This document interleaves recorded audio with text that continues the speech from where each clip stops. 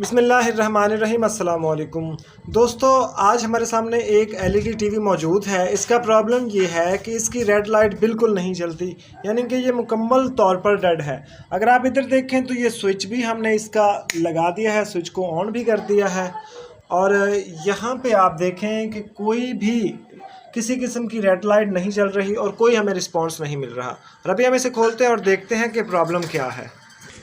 अभी हमने इसको उल्टा किया है और एक एक करके इसके तमाम पेजेस खोलते हैं। उसके बाद भी केयरफुली इसे ऊपर से उठाते हैं और देखते हैं कि अंदर क्या फॉल्ट मौजूद है।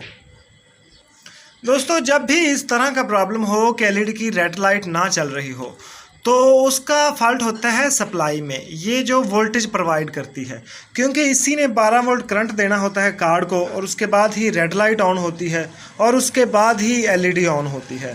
तो अभी हम इस सप्लाई को खोलते हैं और देखते हैं कि इसमें क्या फॉल्ट मौजूद है। दोस्तों, ये बिजली की वायर आ गई है, ठीक है। तो सबसे पहले हम इस बड़े कंडेंसर पे वोल्टेज चेक करते हैं। अगर यहाँ पे 300 वोल्टेज पूरे हैं तो इसका मतलब है कि हमारा इस साइड में फॉल्ट है, 12 वोल्ट वाली साइड में। अगर 300 वोल्ट यहाँ नहीं आ रहे तो इसका मतलब है कि हमारा इस साइड में फॉल्ट है। तो ये मीटर को हमने 250 वोल्ट डीसी पे सेट कर दिया है और एलईडी का स्विच हमने सीरीज में लगा दिया है। डायरेक्ट नहीं लगाना, सीरीज में ही लगाना है सप्लाई का फॉल्ट हो तो यहाँ पे अभी हम वोल्ट चेक करते हैं। तो ये जनाब 300 वोल्ट तो नहीं आ रहे, लेकिन ये है कि तकरीबन 180-90 वोल्ट आ रहे हैं। 180-90 वोल्ट यानी कि 300 वोल्ट नहीं हो रहे। तो इसका मतलब है कि सबसे पहले तो इस कंडेंसर का फॉल्ट है कि ये पूरे वोल्ट फ़िल्टर नहीं कर रहा। हालांकि ये ठीक होता तो यहाँ 300 वोल्ट खड़े होते। सबसे पहले हम इसे चेंज करते हैं और उसके बाद देखते हैं कि आगे प्रॉब्लम क्या है या हमारा प्रॉब्लम सॉल्व होता है। लेकिन यहाँ 180 वोल्ट आने से ये पता चलता है कि पीछे कोई फॉल्ट नहीं है, यानी कि फ्यूज़ रेक्टिफायर वगैरह ठीक है।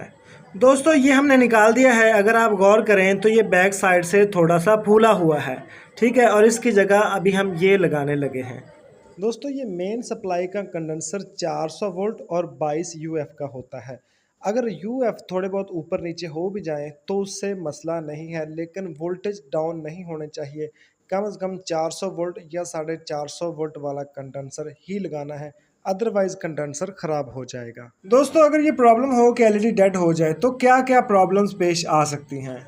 सबसे पहले तो यहाँ पे ये जो जंपर लगा हुआ है ये ख़राब हो जाए तो भी एलईडी डेड हो जाती है। उसके बाद ये बैक साइड पे ये जो आप रेक्टिफायर देख रहे हैं काला सा, ये अगर ख़राब हो जाए तो भी एलईडी डेड शो होती है, आगे रेड लाइट नहीं चलती। दोस्तों, ये रेक्टिफायर मुख्तलिफ सप्लाइयों में मुख्तलिफ शक्ल के लगे होते हैं।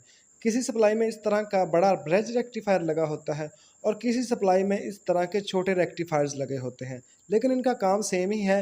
ये करंट को एसी से डीसी में कन्वर्ट करते हैं। उसके अलावा दोस्तों, ये एक छोटी सी चॉपर है जो करंट को पास करती है और क्लीन करती है। ये अगर ख़राब हो जाए तो भी एलईडी डेड हो जाती है और आगे वोल्ट नहीं जाते। लेकिन इस कंडेंसर तक 180 वोल्टेज आ रहे हैं, इसका मतलब है कि इससे पीछे हमारी तमाम तर चीज़ें ठीक हैं।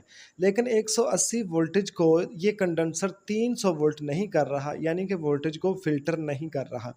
तो इस कंडेंसर में प्रॉब्लम है, इसलिए हमें ये चेंज करना ज़रूरी है।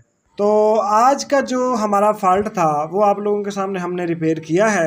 अभी हमने ये कंडेंसर ख़राब था, इसको चेंज किया है और अभी हम देखते हैं कि क्या हमारा प्रॉब्लम सॉल्व हुआ या नहीं। और 101% हमारा प्रॉब्लम सॉल्व हो गया होगा, क्योंकि ये इसके पीछे जो चीज़ें हैं वो तमाम की तमाम ठीक खड़ी हैं। तो अभी हम इसका स्विच लगाते हैं और देखते हैं। दोस्तों, अभी हमने इसका स्विच लगा दिया है और रेड लाइट भी आप लोग देख सकते हैं कि ऑन हो गई है। अभी हम एलईडी को ऑन करके देखते हैं। ये देखें दोस्तों, हमारी एलईडी भी ऑन हो गई है। तो फॉल्ट इसका सप्लाई का था जो कि सॉल्व हो चुका है। तो ये सप्लाई ठीक करने का एक सिंपल सा तरीकाकार था। इंशाल्लाह अगली आने वाली वीडियोस में भी सप्लाई के मुख्तलिफ फॉल्ट्स को किस तरह से हम रिपेयर करते हैं सिखाते रहेंगे, क्योंकि हर दफ़ा कोई नया फॉल्ट होता है, हर एक फॉल्ट तो होता नहीं है। मिलते हैं किसी नेक्स्ट वीडियो में, तब तक के लिए अल्लाह हाफिज़।